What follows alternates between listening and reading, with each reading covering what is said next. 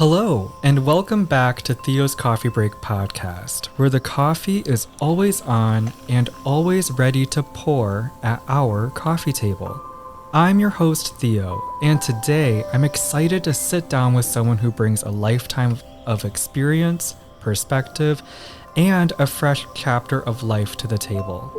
Our guest is Gary Spencer, an optometrist who practiced for 42 years between Wisconsin and Muskegon, Michigan, before retiring 7 years ago. However, Gary's story doesn't end with retirement. From 63 years of bowling to 61 years of stock investing to 30 years of building a model train set and now even learning classical guitar, Gary has found new ways to live fully while staying curious. So in today's conversation, we're going to be moving through this conversation in two parts. First, Gary will share his journey through career, community, and the surprising realities of retirement. Then we'll shift into reflections, the lessons he's learned, the joy of hobbies, and what it really means to build a meaningful life after work. So grab your coffee and take a seat, and let's welcome Gary to the table. Hi. Hello. How are you today? Oh, I'm doing fine. That is great. How are you feeling about being here today on Theo's Coffee Break podcast? It's just a different, something new to try. I haven't done this before, or maybe the times I've done it have been very brief and minimal, 10 and 40 years ago or 30 years ago or something like that. So it's not in my normal repertoire, let's put it that way. It does sound like you do like to try new things. You're not like opposed to it, or am I wrong? No, I usually am open to it. Sometimes I have to think hard.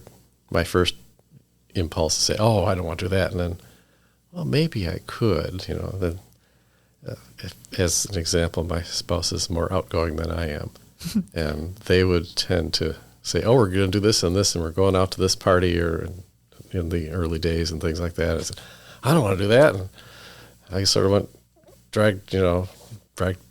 got dragged there and came back home and said, I really had a good time. I guess I shouldn't have been dragging my feet so much. But the tendency is to always, that I don't want to change. I like a routine and keep it there. It sounds like you're married, that's for sure. And that's part of the difference is that the checks and balances we have on each other, so to speak, are the benefits and to uplift each other and improve on our weak links as well as share our strengths. Yeah. You briefly mentioned that that today's your anniversary? Yes, it is. And this is 52 years, and for 52 years I've made a poem type anniversary card and Valentine's Day card, although I think I did one the year before we were married, so that's 53 of those. And then a birthday card is coming up for my spouse too. So, oh my gosh. So that's one of the little things. Once you start that, you can't stop. No. So I set the pattern early, and I enjoy doing that. It gives me a chance to be a little bit creative. So. Absolutely. And yeah, once you start doing something, they do remember. They appreciate all it. partners, all spouses. Right. So for our listeners who may not know you yet, how would you introduce yourself in your own words? I tend to be low-key, so hey, I'm Gary. I have been retired for a few years now and enjoy some things around here. It depends on where I'm meeting the person at, what level, but asking, I guess my next thing is asking them what they're up to. It's I've learned it's easy for me to get on a monologue about something that I like. Like when I was a kid, I did soapbox derby car building for 5 years. And if I could buttonhole somebody at some sort of a social group when I was about in my teens and even in the 20s sometimes, I'd start talking about every single thing I knew about that until you could tell. I couldn't see them glaze over. I just wasn't sensitive to that. I had maybe a weak link in my personality there. But I would tend to want to just go on and on about that. So I try to be a little more, I've learned over many, many years here to be a little more appropriate with that. And of course, seeing patients, you got to listen to them. It's not like I got to tell them everything they're going to need to know. And although I did try to explain things more than I thought that most of them had ever heard before as to why we're doing all the goofy tests that didn't make sense otherwise, and explaining the results and giving them the choice of, does this make sense? Would you like to try? Would this help you? Are you that frustrated that it would be nice to have a second pair of glasses for your piano versus, trying to make one pair work for everything? Or you're getting headaches. What if we did this? Do you think that would help? Oh, maybe it would. So that's where I've come from. So I tried to find out something about the person before I would go too deep into. Sometimes I guess you hear stories of people that find that they had some connection they never knew about if you ask enough questions about how that happens. So yeah. I'm still learning. I'm still trying to create that, make sure that's my goal, let's put it that way. I'm not sure I'm really great at it yet, but that's okay. It's a way something to work at. So. And it's something that's, it's never too late. I mean, some people have a knack for it, some people don't, but that's okay. So you kind of hinted at it. This is kind of what I want to talk about is you practice optometry for over 40 years. What first drew you to that career?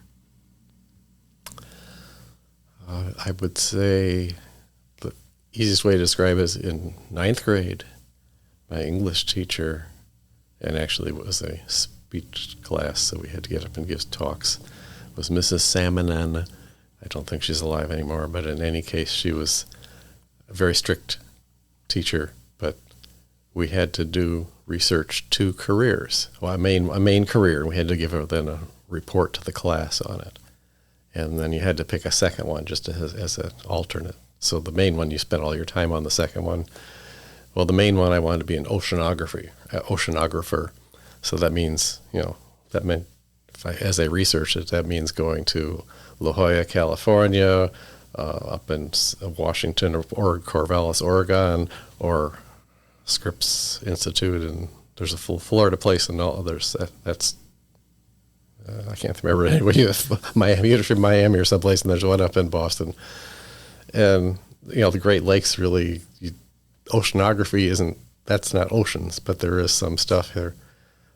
So anyway, that was my big research. And then the second one, I had to pick another one. Well, I had a relative who was an optometrist, and it was in Wisconsin. And I visited them when we were 6 years old, when we were 12 years old, and when I was 18 years old. So obviously the 18 was after I did that research. But it was like, what year? 8th, 9th grade year, 13, 14, 15, somewhere in there. So that was my secondary one. But the oceanographer one, I realized I'd have to be in cold water and learn to swim. And I could swim, but I wasn't great at swimming. I wasn't going to be on the swim team or anything like that. And so that sort of faded away after reading about fishes and all the different things that I could do. But the optometry one, I had to call my uncle and ask, because that was before phones, and you could text, and is that where you had the 3-minute counter on your phone because it was long distance, and you're going to blow the whole family budget if you go more than 3 minutes and all those things. Yeah. No texting, none of that stuff was available. So that was that was the first time I really learned a little bit about it. I went to I went to college at Michigan State University, of all places, and I was going to be an engineering major because my dad was an engineering major, or as an engineer. And I was going to, I took all kinds of classes. I had basically enough classes to have a minor in biology, a minor in national resources. I had all the math I had to take, and I was another minor. I had four chemistry, I think, a minor in chemistry. Oh my gosh. And then that was at the end of my sophomore year, and then the counselor said, well, now you have to be an engineer, you have to get some engineering classes. So now we're going to make you take 2 straight years of electrical engineering. And I had no idea what that was. I just knew when I was trying to read about transistors and all these things that didn't jive with me very well. So I had kind of a midlife crisis there. What do I want to do with my life? With all my minors, I would have created a custom program. That's how they said to get your degree. It would have been environmental systems science. Nobody ever heard of that, but we made it up. And then I realized I would graduate. I was looking at when they do interviews for seniors, just for companies trying to look for employees. I would have to find somebody that wanted to hire me with all that background and then teach me how to do what I could use it for. So I got cold feet on that. And that existential sort of experience. What do I want to do with my life then? I just sort of withdrew. I think I skipped classes for almost a week. I just sat in my room and trying to figure out what to go. I mean, I ate and all that stuff, but it's just like paralyzed with what do I want to do. And then I finally remembered, well, maybe I want to look into more. I wrote about optometry, and you had to write away at that point. You couldn't, didn't know how to phone. There was no way to look it up easily. So I wrote away to different schools and got information from national associations and all that stuff.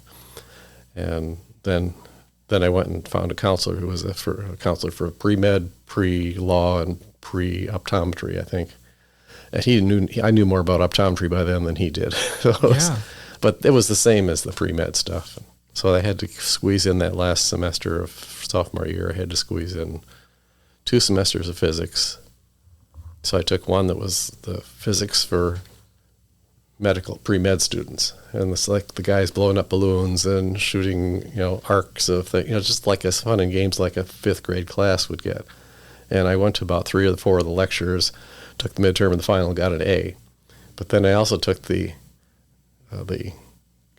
physics for quantum physics, or whatever you want to call it back then, for math majors or for science majors.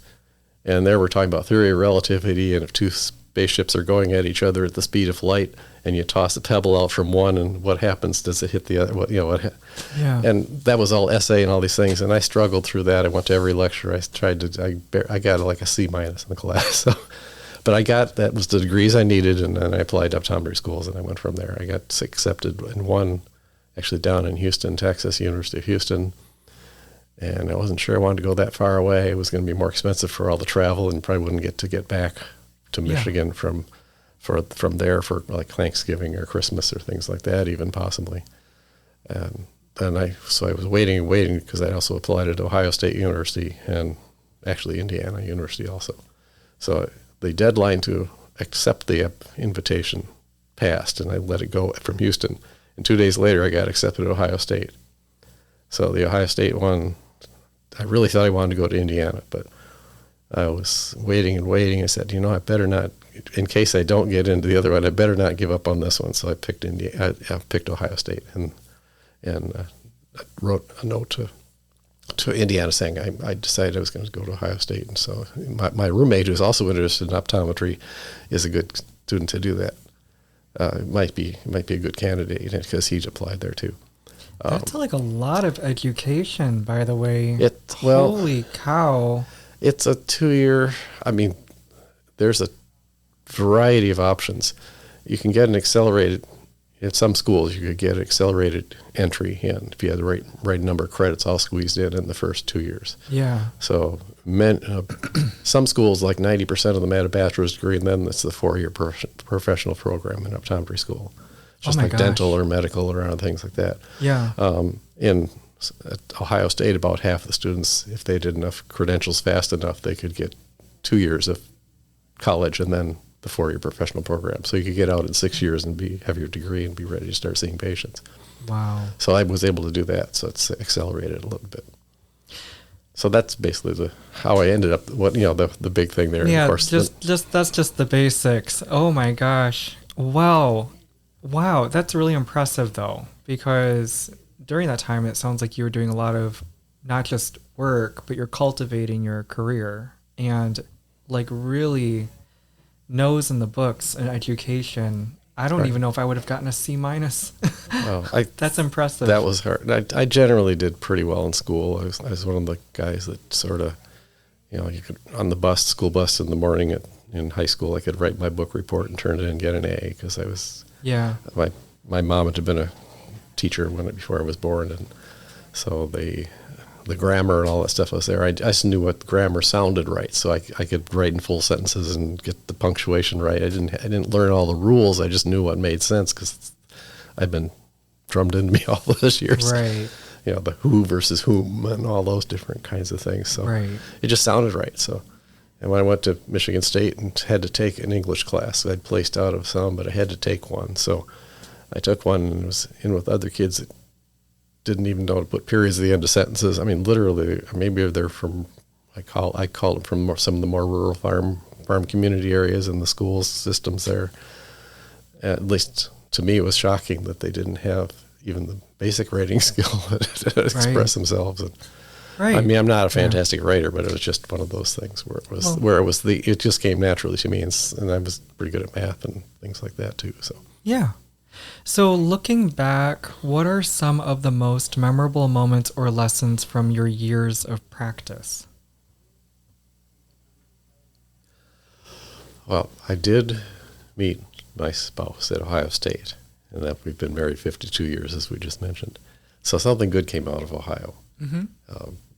I graduated, and I had an offer from my uncle that when I talked with in middle school or whatever about what optometry was about, that he was looking for an associate. And he was probably in his 50s at that time, so taking on some younger guy who would eventually take over his practice in Madison, Wisconsin would have been an interesting, I mean, that was a great thing, so I didn't have to even worry about interviewing or trying to find other doctors or other places or trying to figure out how I could start my own practice from zero. So that was where the big deal was, and we ended up going to Madison. Mm-hmm. And fortunately, my spouse, whose career at that point had Bachelor of Fine Arts in dance, was able to find a dance community in Madison because the University of Wisconsin was there and things like that. So I got my feet wet. I found out what it was like working in a practice. It was already an established practice and seeing patients, and that was at the beginning of the time when chain stores were just starting to exist, that were trying to say that we can sell it to you cheaper or that kind of thing. So that was from that early days. You know, when we wrote a prescription, somebody wanted to have a copy of it to go somewhere else. That wasn't necessarily, I mean, it was like awkward, but we would do it. But it was not a law yet at that point that you had to for every single thing, whether they asked for it or not. So that developed much years later, but because of the political lobbying by the chain stores, and saving customers money. You know, you're not a patient anymore; you're just a customer. But one of the interesting things is we had a patient that came back and said, "These glasses that you prescribed are awful," and I had to spend half an hour looking at the glasses they'd bought somewhere else before I found that the whole lens, even though the power measured right, had been warped badly when they put it in the frame, and that distorted the whole field of view. So it wasn't our fault. Yeah. And at that point, I wasted all my time. There's no way to charge the patient because they would still blame us, even though it wasn't our fault. So it's like, so it's been that battle from the early days of my practice. But that was the start. I was there for 2 years. We couldn't make a good enough business deal work out after 2 years of practice there for me to buy in, and the idea that maybe after 15, 20 years of working there, I would have 49% ownership still, not 50%. So we decided we would break the partnership, and I would look elsewhere. And we looked at other cities in Wisconsin, didn't see anything that grabbed us as a place that we wanted to live. Yeah. And so we ended up coming to the side of the lake. That was a monumental thing because I thought I was going to buy a private practice. I made a handshake deal with a doctor and transferred my license and had to get a loan arranged from the bank and all that stuff. And then I finally got my official proof from the state of Michigan that I had my license transferred from Wisconsin to Michigan. I called the guy and was so excited about this because I was on a double hopper plane to go back to, jump from Lansing to someplace like Muskegon and then on to Milwaukee and then Madison or something. And called him at one of the breaks in the transfers, and I said, "Oh, well, you're just my other deal in case the main one falls through." Oh shoot! So I'm sorry to hear that. Because he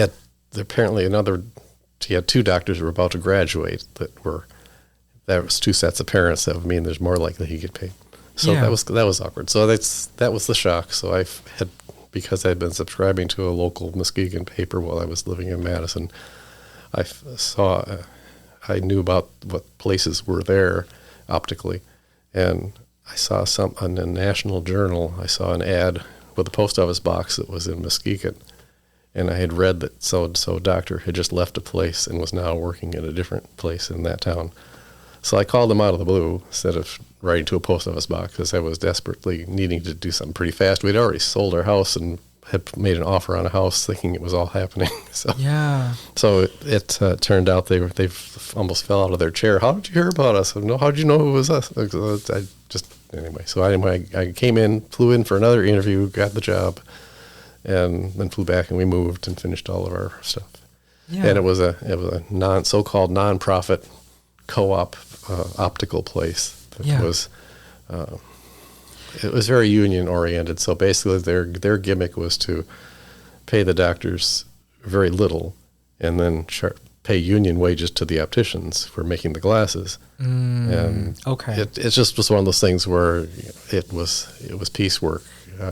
So some of the doctors that were there had not, they could shuffle more patients through if you didn't do a very careful, just special job for them. And I was used to giving them personalized time. And Sure. So basically, because I saw less patients, I got paid less than everybody else. Well, there was only one other person, two other people that were working there. Yeah. So that was the history I knew of it. It was a challenge. Yeah. I did that for 2 years, and then decided I wanted to start my own office. Okay. And this place also had a branch in another neighboring town, and I thought maybe they'd let me work 1 or 2 days a week in the other town and then start my own office. But as soon as they heard I was going to compete with them, that was it. So I started cold solo, and at that point, it was during in the early 80s when the recession was hitting. Yeah. And so I think it was 20% unemployment rate in the city of Muskegon, and there was 20% interest rate from the bank on the business loan. So Sounds about right. I struggled for quite a while, and we got through it. But it was a big, hard start, but I always felt like the principle of I wanted to take care of my patients the right way. And so, just out of curiosity, so by the time that you started your office, how many degrees did you have, and from what schools did you study at to get those degrees? Well, I had 2 years at Michigan State. Okay. So that doesn't get you a degree. Right. I went to optometry school at Ohio State University College of Optometry. Okay. And you can get a bachelor's degree concurrently with the Doctor of Optometry degree, or if 2 years in, if you've done all the right classes. Mm-hmm. And I think I didn't ever take the History of Ohio mandatory class to go to Ohio State University. And I took French in high school. Okay. Went to a foreign exchange program, spent a summer in France and between my junior and senior year in Marseille, France. So I knew French pretty well. So I was able to took a placement test and was placed out of needing any French to get an engineering degree at Michigan State. I could have spent, back then it was just a few $100s, it's like a few $1,000s today, to have bought those credits. But since I didn't do that, they weren't on my record except as a waiving the requirement. So I went to Ohio State, I would have had to have a foreign language. So, and I tried to take the test to see if I could pass it again 4 years or 2 years later, and I hadn't had any in all that time. And it was all grammar and things like that. Stuff that, if you were fluent, you would not be able to, the grammar doesn't ring a bell. So I basically failed that. I would have had to take French also. So I just never got I never got my bachelor's degree. But still could get the Doctor of Optometry degree in in the same way as though I already had a bachelor somewhere in there. So wow. So it was one of those things tilting at the windmills. That's not fair. You can't do. How much time do you waste on that? At the time, it was a really important duke it out type thing, and it still couldn't beat the system. So, but I still got my degree and still was able to practice, and that worked fine. So in total, just give us so that's 2 years of pre-optometry, 4 years of the professional program. Mm-hmm. And then I started working in Wisconsin, but I just at that point, as optometrist, in case not everybody knows, is we do everything pretty much but the eye surgery. So you do the contact lenses, the eye exams, we follow up patients after they've had cataract surgery by the ophthalmologist, which is the surgery specialist. Mm-hmm. We can treat glaucomas, things like that. Yeah. Well, when I graduated, that was a novelty. Most optometrists weren't allowed to in most states. Yeah. So to be able to put the drops in the eyes that dilate the pupils so you can get a better look in there, in most states you couldn't do that. Really? We were trying to, because it was a medical political fight.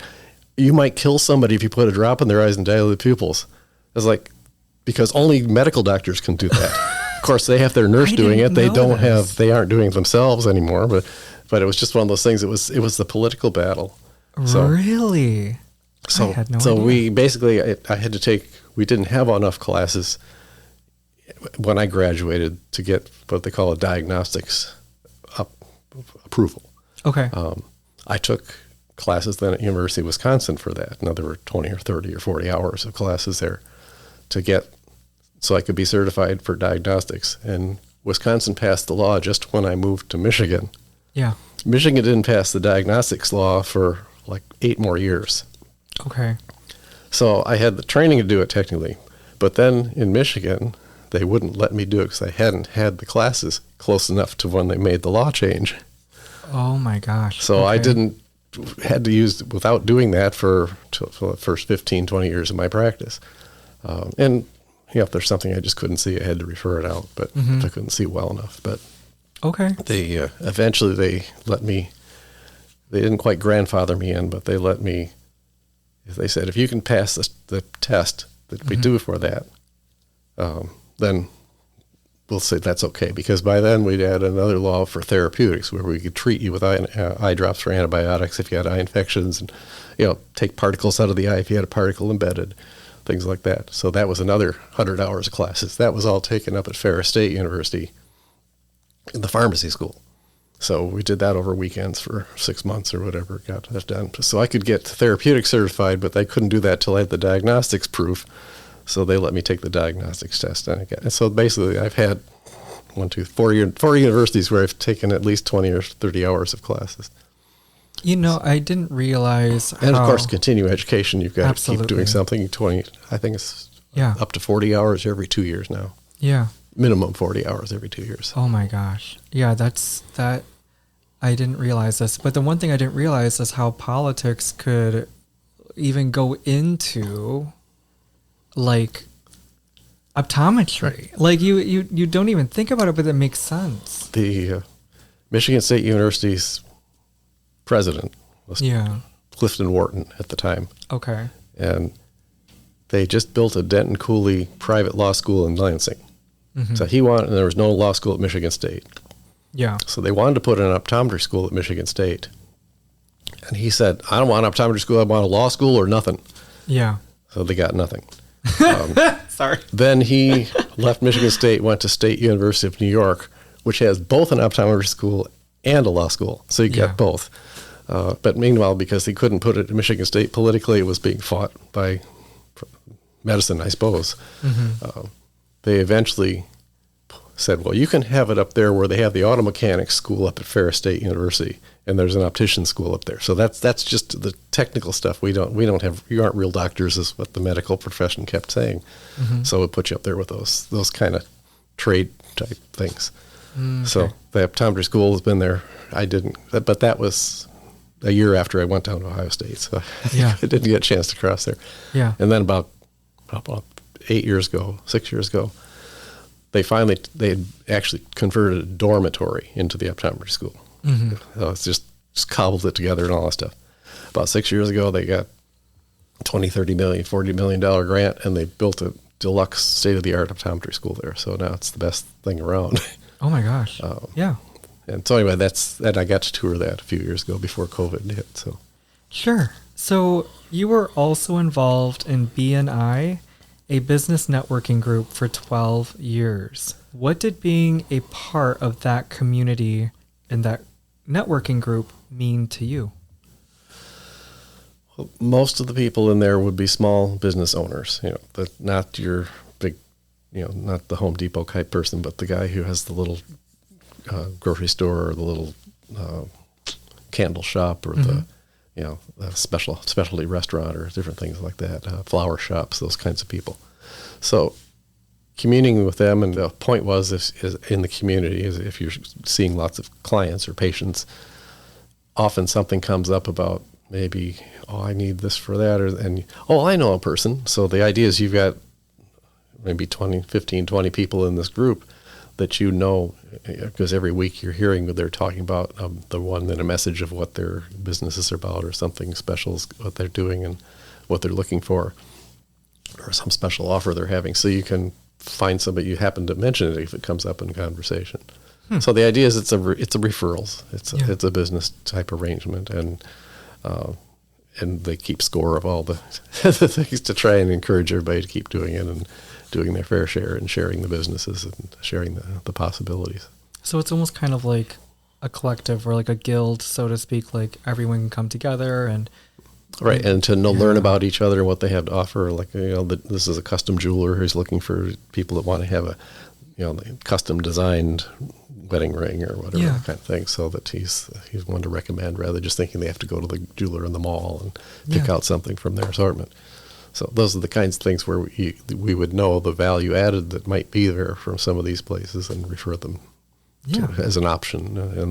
And we, if they'd report if somebody came in because they were referred by you, that everybody'd report back who did this and that, the other thing. Yeah. So that's awesome. It sounds like... And of course, people came in and out. I mean, that's how I met the accountant I was working with for almost 40 years or 30 years. He'd been in it for 15 or 18 years and finally semi-retired out of that a few years before I did. Yeah. Well, speaking of retirement, so what was it like... So speaking of retirement...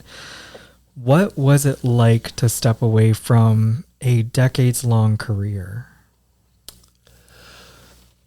I wasn't expecting that. I mean, I went through all the building the practice. It grew. It did pretty well. I bought like 3 or 4 different doctors' private practices over the years to consolidate because I was relatively one of the newer guys in town. Although the summer I came into town to start my own practice, 5 other doctors were the first. Also came into the area. Several working with chain stores, several working with an ophthalmologist as a partner. And that's the first time there have been new optometrists in Muskegon in 40 years. So, boom, all of a sudden, all these... And Muskegon, unfortunately, was a blue-collar town that was so stubborn in the union ways that they said, well, we're either going to go on strike and put you out of business or you're going to keep our wages the way they are and we're going to raise them and all that stuff. And, I mean, that's generalization, of course, but...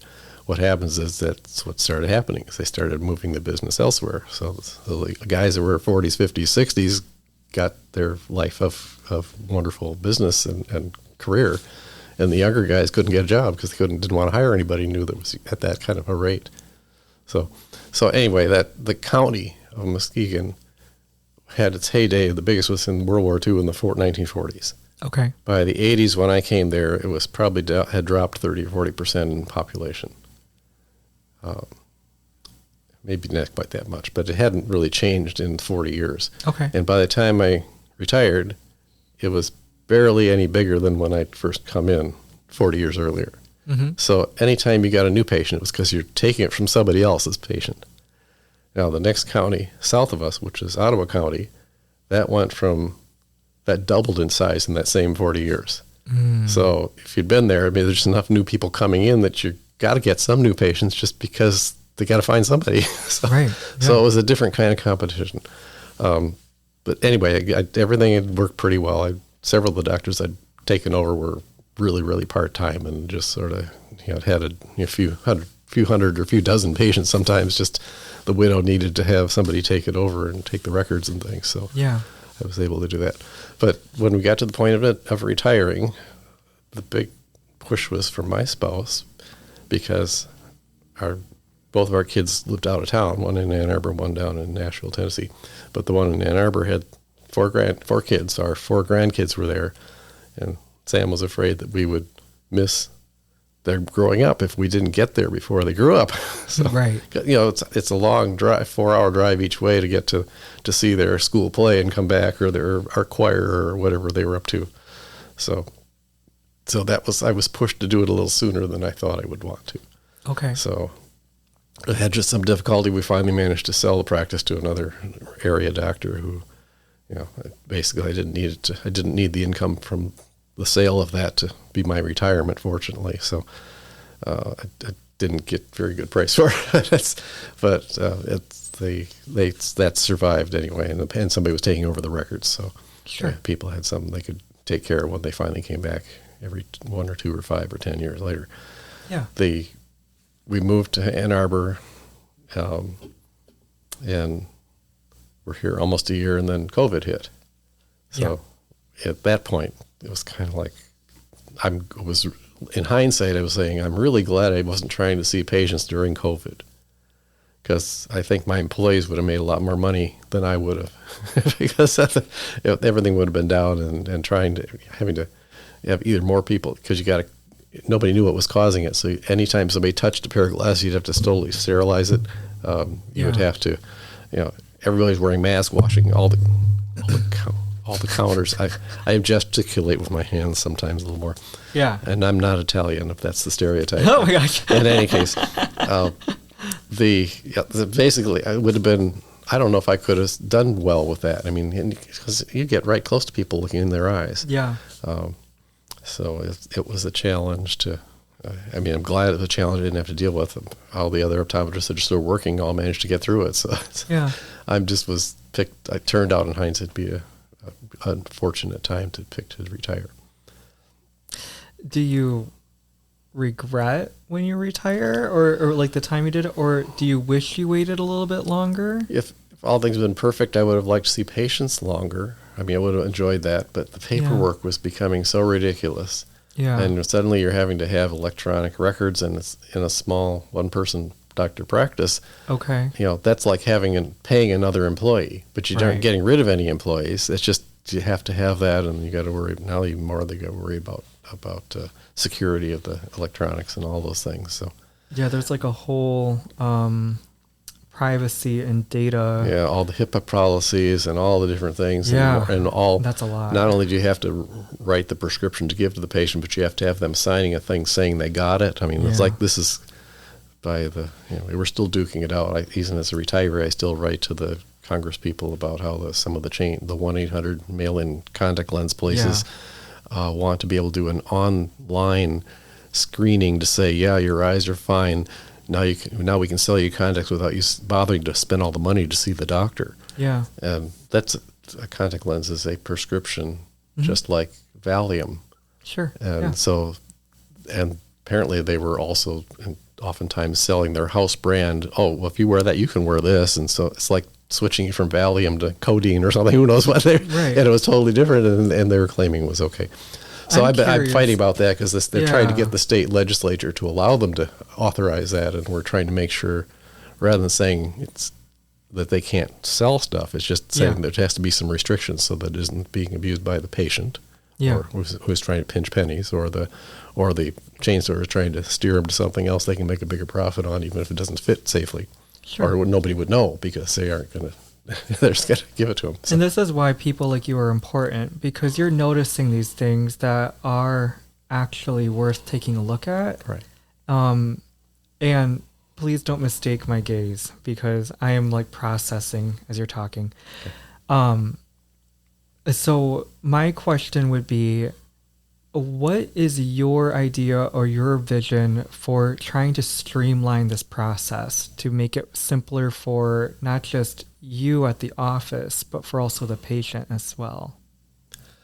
Well, I think that most of the practices that have gone in these last 8 years, since I retired 7 years, is they've had to adapt to that, and sometimes because they're in a bigger practice. Mm-hmm. A lot of the private doctors are becoming a minority. More and more are working for an employee situation with a chain store. Okay. And depending upon how it's set up, they can do excellent care that way too. We used to say that was, it was like the old, the dentist used to call it drill, bill, and fill, or drill, fill, and bill. Okay. Just in and out, and for vision was 10-4 or 7-4 and out the door, which is just a quick look at the outside of the eye, or peek inside the eyes. Here's the adjust the prescription one bit, and then send them out the door with the prescription to go sell the glasses out in the front. So that's, they're able, the doctors, it's just any doctor anywhere you read about in any profession, there's somebody that's going to abuse it. And most people don't. Yeah. But we're trying to keep the ones that were abusing it from abusing it more, and that's the change. So I think that most of the private doctors had to go to electronic records, and they've got it enough employees in a bigger group, therefore they can spit out all the paperwork that's got to be co-signed and proven and checked off, so they can, if somebody comes and audits them someday, that they will see that they have this, that, and the other thing all done. So digital is definitely the way. At the last 4 or 5 years, I was digital as best I could, and But you pick one of the 10 companies that's doing digital, and if they go out of business or merge with somebody else, you got to learn a whole new system, and then your systems are out of date, and you got to update the software and the hardware and the whatever. Yeah. So it's a different headache than that. I guess I'm happy to be away from all the paperwork part. Yeah. Really quick, can we just touch on the change that you're trying to make again? I know you mentioned it and described it, but the change for the legislature and. All we're trying to do is make sure that the legislation that comes up every year, pushed by a couple of these mail order contact lens places, have to have some guardrails on them so that patients can't abuse it, and they can't abuse the patient by saying, "Hey, we got a special on this, and we'll save you $20 or $40 more by trying this brand." Okay, but that's the doctor's only one can really evaluate and look at it and see on their eyes and do a progress check and make sure it's still appropriate. Sure. So, and if they just figure nothing's going to go wrong until something really goes wrong, then they got to go back to the doctor. Then it's going to be more expensive and more risky and possibly infections and a whole bit. So you've got to do some prevention. Yes. Without just trying to say, well, for our constituents, they're going to save so much money by being able to just get it without the doctor. Yeah. That's the how do you balance that? Because that sounds like a sales pitch to most people. I want to save money, of course. Right. But at what cost? What's the risk? Yeah, and the safety measures. Right. So that's what we're trying to make sure they keep. And I understand now. And each of the different representatives or senators are in having to at least be aware of that. And absolutely. I'm not the only one. There's 500 optometrists in the state or whatever. So 1,000. I can't remember how many there are now. But no, that's okay. No, and that's definitely very, very important. So what surprised you the most about retirement? I guess I was afraid I missed the patients, but I didn't miss the paperwork. So I guess I was ready to change gears, and I kept up my educational requirements for an extra year or two, and then I finally said I don't need to go back to work, which is fortunate. That was the nice thing. And then I decided that's probably not worth doing all the extra educational classes and things for all of that. So once I realized that, I think it was just a matter of what am I going to do next? And I was able to find a bowling league in town and started that. And then, of course, the COVID came and that shut that down in that spring of 2020, I believe it was. And then, so we went into ultra isolation between our kids, grandkids, and my spouse. They were so fearful of everything that I had to wear a mask to walk to the mailbox outdoors, which is a half-mile walk, in case somebody was on the other side of the street without a mask. It's like outdoors. It's like, but nobody knew. So I had to keep everybody happy, and we had our little pod, so to speak, that we could get together because we masked and protected ourselves, and that isolated us from making friends and all that stuff. So it was kind of a challenge at that point. Yeah. So that's what we missed. But, we got all this stuff of moved in house and improvements and fixing all the little things that always go wrong, even in a new house and all that stuff, new condo. Yeah. And I don't have to mow grass. And, I still go out and try and shovel the snow because I don't like how they do it and throw too much salt out, things like that. So we're always duking it out with the weak links in the system of that too. But. Yeah. Yeah. Yeah. So then how did your sense of identity change once the work chapter closed? When you went from Dr. Spencer to suddenly, hey Gary. Yeah. Right. And I was never one of these ones that had to be so formally, you got to call me doc or doctor all the time. It's like, I didn't correct people. Unless somebody's saying, oh, you're not a real doctor, then I'd say that's not the right answer. But eyesight is important. Healthy eyes. And just because and actually some optometrists in some states are allowed to do laser surgeries for glaucoma and the after cataract of the cataract surgery. When they do cataract surgery, they leave the very back layer of the natural lens to protect things from sloshing around, and sometimes that'll haze over after a few years. So then they can do a laser surgery to basically burn a little clear window with that. And now optometrists in a couple of states are allowed to do that. So they keep adding to the simple, safe stuff that they can be done with the right kind of training. And that's been the model, the fight between the different professions is that whose territory is whose, and Sure. and that sort of thing. Same with the opticians who make glasses, but can they do just the glasses part of the test without doing the health check because they aren't trained for that? But they could turn the dials to update your glasses and then make you a pair of glasses without having to see the eye doctor either. So it's like everybody's toes are on another person's turf sometimes. I have to ask, are you trying to pick a fight with the mic? I guess, there goes. A left and a right. Boing, boing. I always get a little heated on my thoughts. But no, as far as, I've just started actually bowling last week for the first time in 5 years now. And that was a fun thing to get back to. But my spouse is about to have knee surgery, so I'm having to wear a mask for the first few weeks because we don't have any chance that they could get sick just before the surgery. Yeah. So I had to apologize to the brand new team I've never met before that if we're going to have to do this, but you'll see me eventually. Yeah. Unless things get bad again. So anyway. Sure. So, you've been investing in stocks for over 60 years. How did you first get started, and what have you learned along the way? I bought my first stock when I was 11 or 12 years old with some paper route money. Oh my God, 11 years old. Sorry. Yeah, that's what I say. That's been a long time. Oh my gosh. So it was, I bought some, back then there was a commission to sell it. So you bought, $100 worth of stock or $150 or whatever dollars I had back then. And there's probably a $30 commission or $40 commission out of that. Mm-hmm. So you have to have the stock almost go up 50% before you come out ahead for the buy and the sell. Yeah. So, but I held it for several years. I came out about even with including the dividends that it was paying, and sold it to be ready to go to college. And I then had a little more from summer jobs. I had some investments that I bought a few stocks over in college and things like that, and learned. Again, this is the broker thing. I bought something called Tandy Corporation. So you get a simple story. Okay. They used to have all the little Radio Shacks. That was Tandy's was the parent corporation for Radio Shack, and they also had Tandy Brands and Tandy Crafts, which one was a leather craft store and one was something else. And I owned that stock, my $400 or $500 worth or whatever it was, and it was going to split into three companies, and my feeling was that at least they would all do okay and they maybe do better separated than all together. And I got a call out of the blue from my Merrill Lynch broker out of the blue saying, "Oh, that stock is owned by 80% is owned by corporate, by big houses and all these things like that.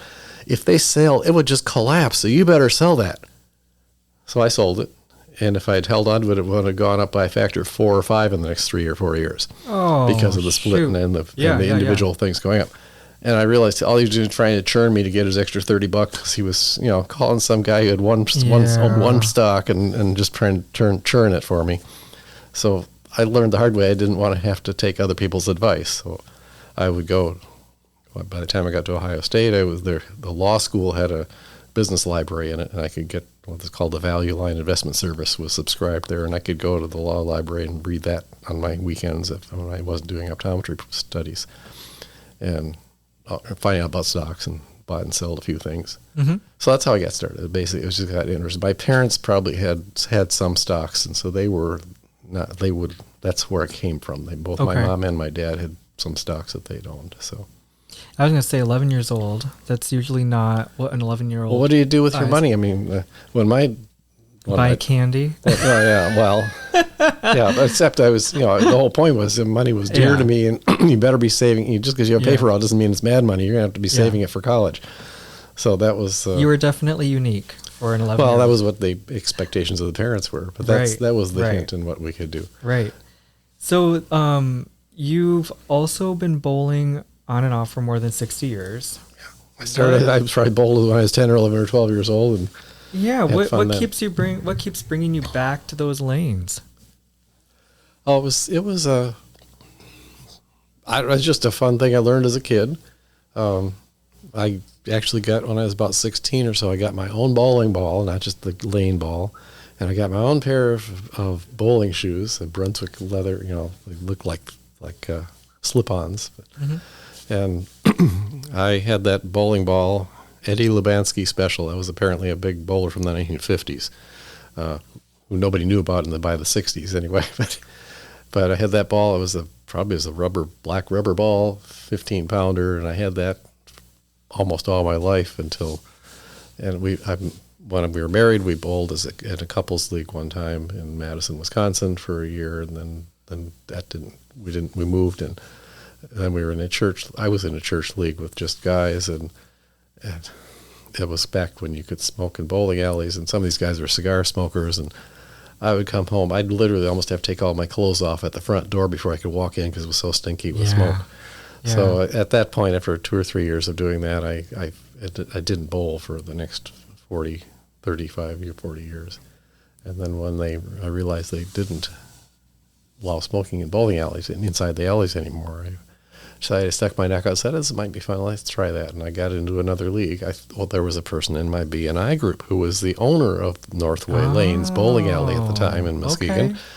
And so it was great fun and all this stuff, and we can do parties and all that for kids and all these things. And I said, well, maybe I'll sign up for a bowling league. So I did. And I got on with a group of guys that worked for one of the independent auto mechanics, who was also in the B&I group. Yeah. And they happened to be on the team. And they were always talking about cars and rehabbing some antique car in their garage for 40 years and looking through all the magazines of all old car parts and stuff.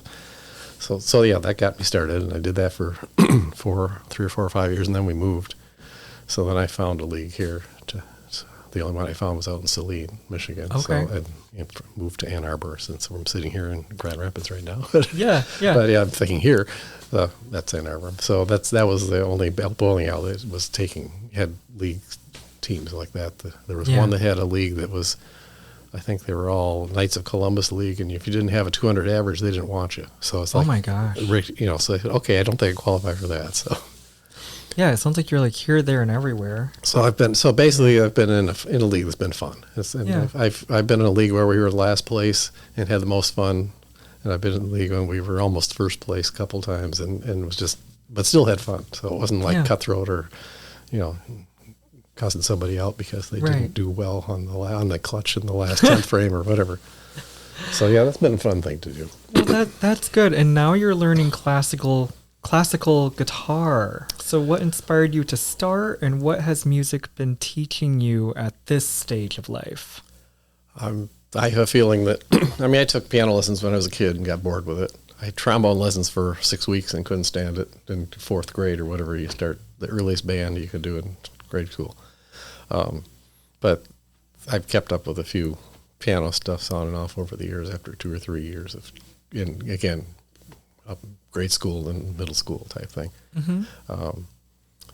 The guitar was a weird thing. It's because of COVID, basically. My spouse's grandmother had bought this guitar in 1955 when she could still play it, and it was a Martin guitar, which is a fancy guitar. I didn't realize at the time how fancy that was, but yeah. And in the 80s, she finally said, I can't play this anymore. If you'd like to, because she knew I'd sort of had a guitar, I knew how to play a couple chords and stuff. So that if you play this, you may have this on permanent loan, so to speak. And I plucked away at it here and there. I think I took one class at the community college in Muskegon from a rock guitar guy who was also teaching classical. Mm-hmm. And took like a 6-week class. And again, I didn't have enough time to do practice to really, he wanted a half hour a day between patients and practice and all the business and raising kids and all that stuff. I didn't get that far along, so at least I got some more experience with it. So when we got to and retired and here to Ann Arbor, then COVID hit. We hadn't found a church, so we were sort of listening to some church services online, and we got to the Congregational Church had a guitar player as part of their music leading guy, who's also, he's an excellent guitar in all kinds. He's got his own band, and he's played on cruise ships with Jan and Dean, which I guess is somebody big from the 50s or 60s or 70s or something. He's been a backup guitarist for them, and so things like that. So anyway, he was good, and we just had heard him playing it. He's and playing his music on all those things, and said, "Well, maybe he gives lessons," is what my spouse said. I said, "Well, why don't you call him?" And said, "Oh, well, okay, I'll ask." And he turns out he was teaching guitar lessons at Concordia College at the time, in Suzuki method. He's also teaching kids and adults, but because it was COVID, we just basically did it by Zoom. So basically, I've had 4 years of every 2 week Zoom lessons, and I have the time to practice an hour 5 days a week now. So, and I just did a little in a neighborhood area that does an annual music concert type thing. They call it their Cherry Hill Music Festival. Yeah.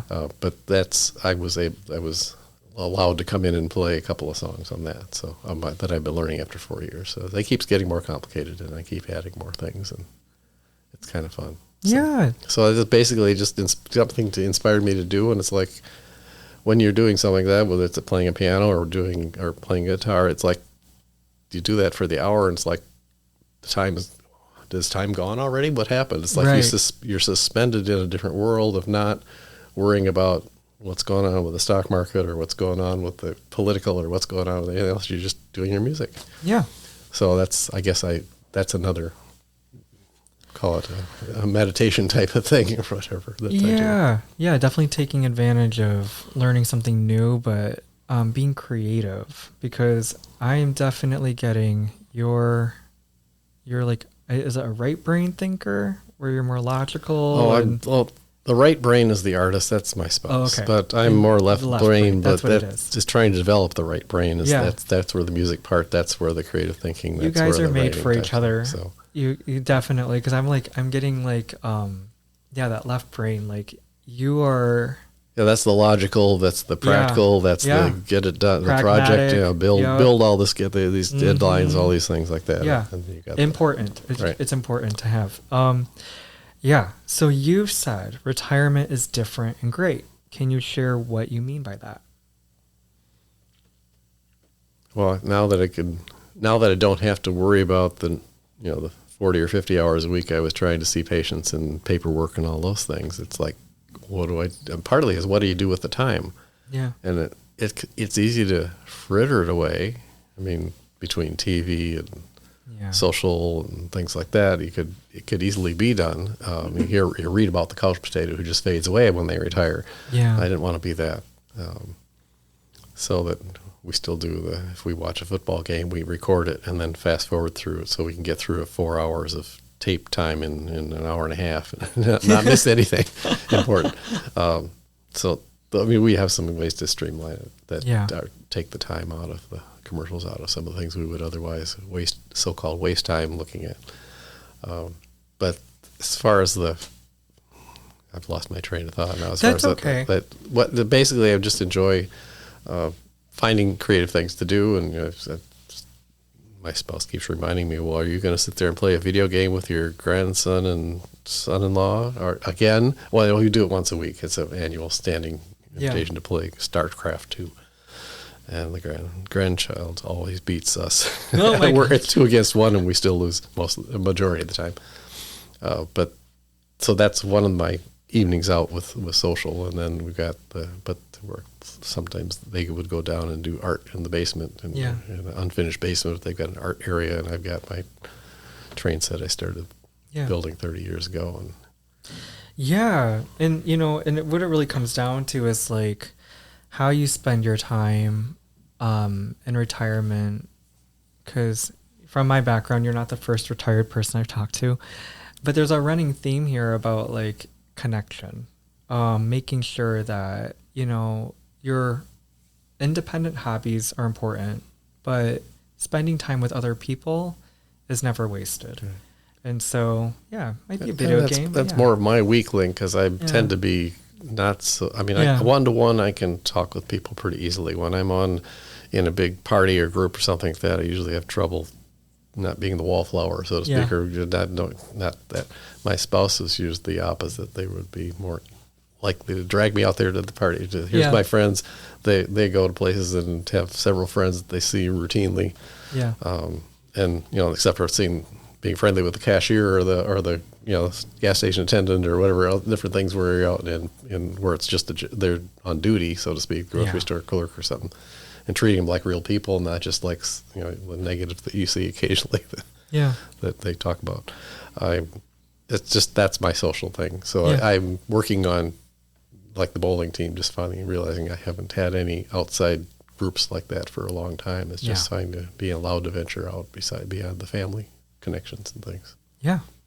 So what advice would you give someone who is nearing retirement and maybe feeling uncertain about it?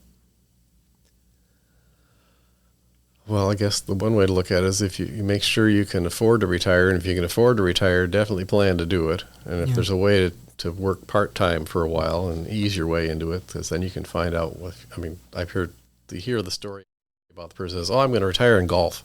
Yeah. And after they've done a year or so of golfing several times a week, they're either sore or they're bored, or it's like they've lost the interest. It's not fascinating like it was when they could only do it once every few weeks or a month. Yeah.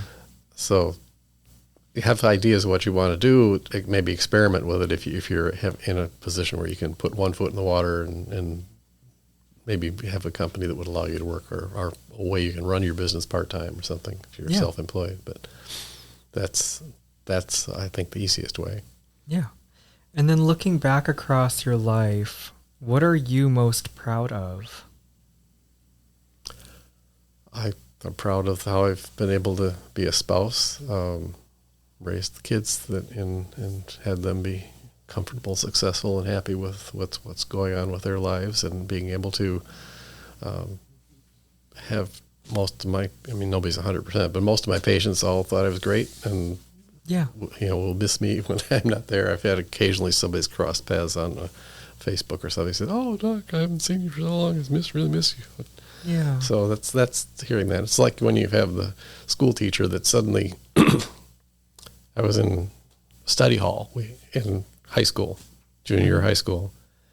We had an ancient English teacher who was the study hall proctor. Literally, she had to be 85. Oh my gosh. Still teaching. But I didn't have her for an English class, but she was the proctor. And of course, everybody's quiet in study hall, supposedly either sleeping or quietly talking or just doing their homework. And this guy walks in the door, and all of a sudden this tittering goes on. I was going to, you remember the rock group Peter, Paul, and Mary? Yeah. This was Paul Stuckey. And he walked in. She had been his English teacher when he was writing poetry 10 years earlier in high school. Yeah. And she encouraged him because he was probably failing in everything else, relatively. And she was, I think it was Mrs. Clark was her name. Anyway, whatever the name was, that she just about fell over when she came in, and he gave her this big hug, and she said who it was, and I wouldn't have recognized him, but people that were in on the music scene would have recognized from the picture on the photo albums or the old record albums at that point. Yeah. So anyway, I was there. Oh my gosh. One time. So that's amazing. So it's to have somebody come back and say that you did a good job, or it helped me, or like the patient who thought he was stupid because he's an auto mechanic and couldn't even see the mechanic. He's like in his early 20s, can't see to read all the parts lists or something, getting him screwed up. And we did an exam on him, his first eye exam in his life, and found out he was very farsighted and couldn't focus. So if he could focus, he could do it briefly, and then he'd get a headache and his eyes would go fuzzy and see far away, but nothing up close, or comfortably or well. Yeah. Couldn't concentrate. And he just about broke down in tears when he found out that's why he thought he was stupid all these years, because he couldn't read comfortably and couldn't concentrate and couldn't learn. Yeah. So, those are the kind of, you get some of those, wow. It's like, I'm glad I was there, and I'm glad somebody finally convinced him to come in, type of thing. Absolutely. So. No, that's so good. And, it makes your work more meaningful when you know that there's a lasting impact. So looking ahead, what are you most excited about right now? We're going to go out to an anniversary dinner tonight. Yay! Where are you going to go? My spouse has picked it's something in Holland. It's a restaurant. They picked for your anniversary dinner? Yeah. Yeah, So that's really, really I can't remember which one it is now. They picked it, made the reservation. I just have to show up and pay the bill. Yeah, So, and it's going to be great. Yeah. It's going to be great. Well, before we close, is there anything you'd like our listeners to take away from your story or a way that they can connect with you? I've had highs and lows in my career and in all the life in general. Everybody does.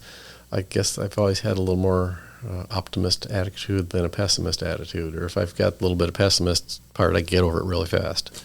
Yeah. And maybe that's just a personality trait, and you can't teach that. But Yeah. if you have a choice, that's to look at the bright side or see if you can find a way past it or look for something better in the future that can get you out of the doldrums of what's going on right now.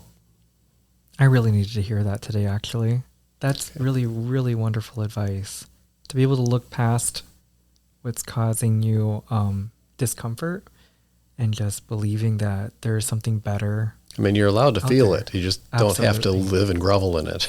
Right. There's a way to move on. Yeah, don't wallow. Right. Yeah, absolutely. Oh, Gary, thank you so much. Okay.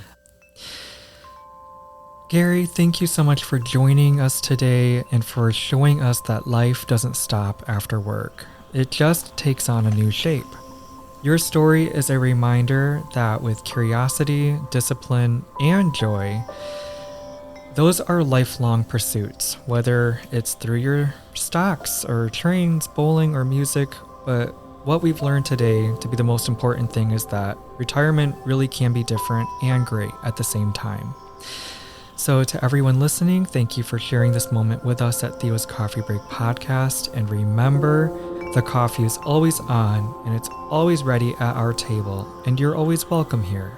So until next time, take good care of yourself, keep finding the new ways to live fully, and I will see you in the next episode.